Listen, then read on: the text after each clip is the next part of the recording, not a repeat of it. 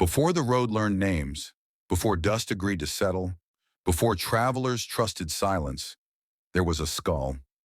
It lay where three paths argued with each other, not buried, not honored, just placed, as if the earth itself had refused to keep it. The elders of Osikeo say the skull was not lost. It was listening. They say the road bends there because truth is heavy, and when truth grows too heavy, even the land must shift its feet. If you walk fast, you will not hear it. If you sing, it will wait. If you stop to rest, it will speak. And once it speaks, it will not ask your name. It will not threaten you. It will only say, "Tell me what you hide." And anyone who listens will answer, not with their mouth, but with their soul. The road where the skull rested was a road of return. Traders used it when their pockets were lighter. Mourners used it when their voices were gone. Hunters used it when the forest had refused them. People did not like that road, but life has a way of forcing feet where hearts refuse to go. Some travelers reported strange things. A woman swore she heard her mother's voice calling her childhood name. A man claimed the wind asked him questions. Children said the dust whispered, but the elders said nothing.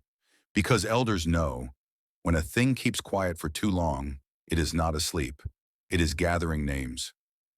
Ade was a man whose laughter arrived before he did. A palm wine tapper, well-liked, well-fed, well-known. He took the road at dusk, a calabash swinging at his side, thinking of nothing heavier than supper. He saw the skull and laughed. "Even bones travel now?" he joked. The skull did not move. Ade squatted beside it, amused. That was his mistake, because stillness is an invitation. The skull spoke. Not loudly, not softly, just clearly. "Tell me what you hide." Ade stood up so fast his calabash spilled. He wanted to run, but his feet remembered something his mind wanted to forget. His mouth opened. He spoke of the child he abandoned, of the woman he promised to return to, of the money he stole when hunger taught him excuses. He spoke until his throat burned. When he finished, the skull was silent again. Ade returned home lighter, smiling. 3 days later, he confessed everything publicly. By the fourth day, his laughter was gone. The skull's hunger, 6 minutes. News traveled, not as a warning, as a curiosity. People came to test the skull, the proud, the curious, the bored. Some only stood nearby. They felt a pressure behind their eyes. They left shaking. Others listened. A midwife spoke of the baby she switched to save a family's honor.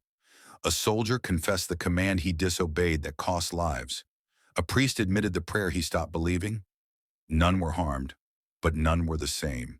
Secrets once spoken do not return quietly. They demand consequences. And the skull was patient. Her name was Morenike. She had buried 2 husbands and survived one truth too many.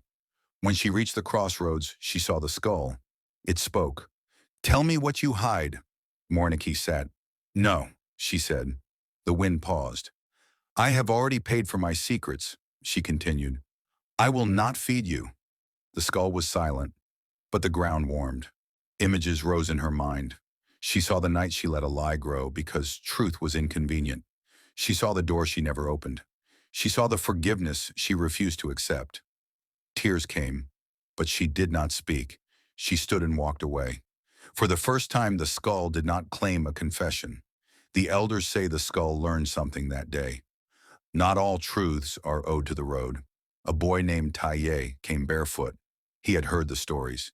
He wanted to see if the skull would fail. When it spoke, he listened. "Tell me what you hide." Taye waited. "I don't know how," he said. The skull waited. "I haven't learned how to hide yet." Silence stretched. The skull cracked, just a line, like dry earth learning rain.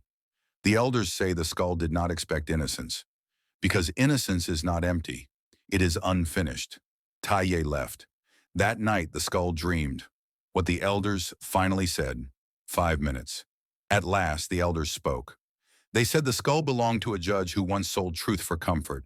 When he died, the earth rejected him, so he learned to collect what he refused to protect. Truth.